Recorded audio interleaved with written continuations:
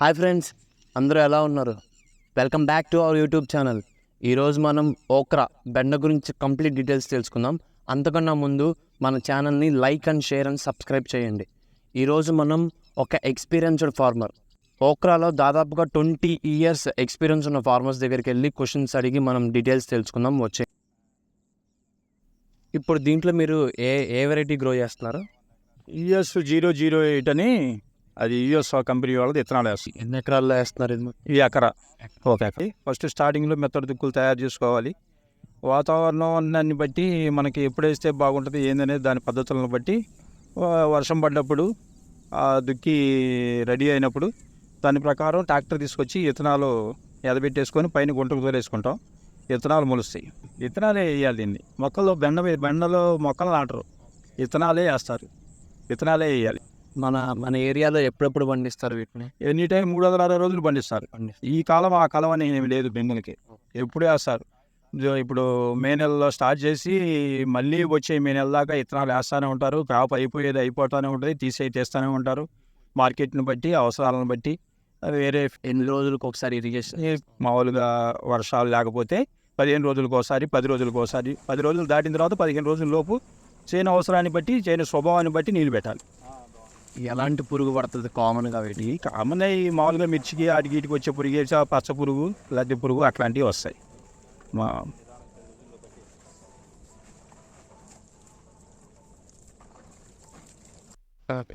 మీరు ఎలాంటి కాయలు కోస్తారు? ఇలా వస్తుందమ్మా. ఇగో ఈ చెట్టు ఉంది కదా, ఇలా వస్తుంది. ఈ చెట్టుకి ఏ విధంగా ఉంది 1 by 1 ఇలా వస్తుంది గ్రోత్. దీని బట్టి ఇగో ఈ కాయ తీస్తాం. ఇది కటింగ్కి వచ్చిన కాయ, తయారైన కాయ. అట్లాగే ఈ చెట్టు కూడా ఇలా కాయ, పిందె, పూత ఈ విధంగా ఉంటుంది. తర్వాత ఇలా వచ్చేస్తాయి. అన్నీ కూడా పెరిగిన కొద్దికి కాయలు వస్తాయి. మనం కటింగ్కి వచ్చిన కాయ ఇది తీసుకోవాలి. డే బై డే కటింగ్ చేయండి. అలా అది ఇలా వస్తూ ఉంటాయి పిందెలో. ఇంకా రాలేదు వీటికి. ఇవి ఇలా వస్తుంది. ఇలాగా ఇది కటింగ్కి వచ్చిన కాయ, రెడీగా ఉన్నటువంటి కాయ. ఇది కోసుకొని మనం మార్కెట్కి వేసుకోవచ్చు, తినొచ్చు. అలా ఈ కాయలు తీస్తాం. చిన్న కాయలు తీయకూడదు. చిన్న కాయలు ఉంటాయి కొన్ని, అవి వస్తానే ఉంటుంది. అది ఇలా ఉంటాయి అన్నమాట. ఈ కాయ కటింగ్ తీయాలి. అది కాయ కొయ్యకుండా వదిలేసామనుకో, వదిలేస్తే ఇలా ముదిరిపోద్ది. పెద్దదైపోయి ముదిరిపోద్ది. ఇది ముదిరిపోయింది. కొనరు, మార్కెట్లో కొనరు. అందుకని డే బై డే కంపల్సరీగా కటింగ్ చేయాల్సిందే. అది ఈ కాయలు తీసుకోవాలి. ఇప్పుడు ఇవే మీరు విత్తనాలు గుంచుకోవాలంటే ఏం చేస్తారు? ఇవి మేము విత్తనాలు గుంచుకోవాలనుకుంటే 1-2 కోతలు కాయలు ఫస్ట్ స్టార్టింగ్లో పడినటువంటి కోసేసి తర్వాత వచ్చేటటువంటి కాయలన్నీ కూడా ఉంచుకోవచ్చు. విత్తనాలు గుంచుకోవచ్చు. శుభ్రంగా ఫీల్డ్ మామూలుగా ఈ చేలో 8 కాయలు 9 కాయలు పడే టయానికి ఇది ఆగిపోద్ది. 8 కాయలు పడే టయానికి ఆగిపోద్ది. ఇక గ్రోత్ ఉండదు.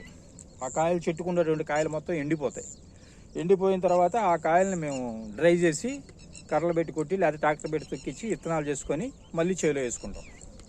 అది విత్తనాలు తీసుకునేటటువంటి విధానం అది. అయితే మనం విత్తనాలు తీసుకోవాలంటే చేలో సీడ్ వేయాలి. సీడ్ విత్తనాలు వేయాలి. ఓకే. యుఎస్ కంపెనీ వాళ్ళు సీడ్ విత్తనాలు వేస్తే ఒకసారి విత్తనాలు తీసుకొని ఈ సీడ్ వేసినటువంటి కాయ చేలో ఒకసారి విత్తనాలు తీసుకొని మళ్ళీ వాడుకోవచ్చు. నేను వేసిన సీడ్ కాదు, ఇది లూజు, అంటే సెకండ్ స్టెప్ అనమాట. ఇది మళ్ళీ సీడ్ తీయడానికి కుదరదు. వేస్తే మళ్ళీ కాయవు, దానికి గ్రోత్ రాదు. అది ఇంకొకటి, ఇది ఎత్తు ఎదగకుండా పైన తుంచేస్తారంటారు కదా? ఎత్తు ఎదగకుండా పైన తుంచేయటం బెండల్లో ఏమీ ఉండదు. బెండల్లో ఏమి ఉండదు. ఎత్తు ఎదగకుండా ఏదో మందులు పట్టుకోవటమే. బాగా ఈ వర్షాకాలం వచ్చేప్పటికి, లేకపోతే చేలో బలం ఎక్కువగా ఉండగాని విపరీతమైనటువంటి హైట్ పెరిగిపోయి మనకు ప్రొడక్షన్ తక్కువ వచ్చింది. తర్వాత రోజుల్లో ప్రొడక్షన్ తక్కువ వచ్చింది. అందుకని దీన్ని హైట్ తక్కువగా ఉండడం కోసం మార్కెట్లో మందులు ఉన్నాయి. అంటే కొంచెం బ్రేక్ అవుతుంది. 45 రోజులు 50 రోజుల్లో కాయలు వచ్చే విధంగా హైట్ పెరగకుండా ఈ పొజిషన్లోనే ఉండేటట్టు మార్కెట్లో మందులు ఉన్నాయి. ఆ మందులు తీసుకొచ్చి చేసుకుంటే పొలానికి ఇబ్బంది లేకుండా కొంచెం హైట్ పెరగకుండా బ్రేక్ అయింది. గుబిరిగా వేస్తారు ఎంత డెన్సిటీతో, అంటే ఇబ్బంది ఉండదు. ఇంతకుముందు వేరే రకంగా వేసేవాళ్ళు కదా, కొంచెం గ్యాప్ ఇచ్చేసేవాళ్ళు కదా ఇంతకుముందు. అంటే గ్యాప్ ఇచ్చేయటం అంటే ఇంతకుముందు ఎద్దుల వ్యవసాయంతో చేసినప్పుడు కొంచెం గ్యాప్తోనే ఉండేది. ఈ ట్రాక్టర్ ఈ ఖర్చులు ఎక్కువ అవుతున్నాయి అని చెప్పేసి ట్రాక్టర్తో పొలంలో ఎదబెట్టడం జరుగుతుంది. మనుషులు ఎద్దులు ఇవన్నీ వచ్చేప్పటికి చాలా ఖర్చు అవుతుంది, 7-8 వేల రూపాయలు అవుతుంది ఎకరాకి. అందుకని చెప్పేసి ఇప్పుడు అట్లా కాకుండా ట్రాక్టర్లో విత్తనాలు పోసేసి కొంచెం దగ్గరగా ఉండా పర్వాలేదు, కోయటానికి అనుకూలంగానే ఉండేటట్టుగా కొంచెం విత్తనాలు తక్కువ పెట్టుకొని మెయింటైన్ చేసుకుంటున్నారు, ఖర్చు తక్కువగా. విత్తనాలతో ఇప్పుడు ట్రాక్టర్తో పెడతామైతే 1000-1200తో అయిపోతుంది, 1000-1200తో అయిపోతుంది. అదే ఆర్కలతో ఎద్దులతో వేసి డిస్టెన్స్ ఎక్కువ పెట్టి మెయింటైన్ చేయాలంటే 10,000 దాకా అవుతుంది ఖర్చు అలా విత్తనం మొలిపించడానికి. విత్తనాలు కాక పెట్టడానికి మొదలు పెట్టడానికి ఒక 20,000 ఖర్చు అవుతుంది ఎకరానికి, ఏది లూజ్ విత్తనాలు వేసుకుంటేనే. మార్కెటింగ్ మాకు దగ్గరే, ఇక్కడ మా ఊళ్ళోనే మార్కెట్, కమిషన్ లేదు.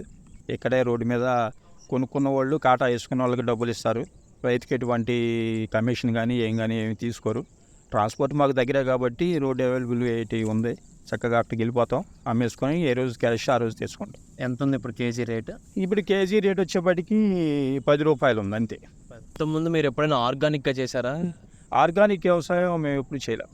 ఎందుకు చేయట్లేదు మీరు ఆర్గానిక్గా? ఆర్గానిక్ వ్యవసాయం చేస్తే ప్రొడక్షన్ రాదు, చాలదు, ఇది పురుగులు పడిపోతాయి, ప్రొడక్షన్ రాదు, దిగుబడి రాదు.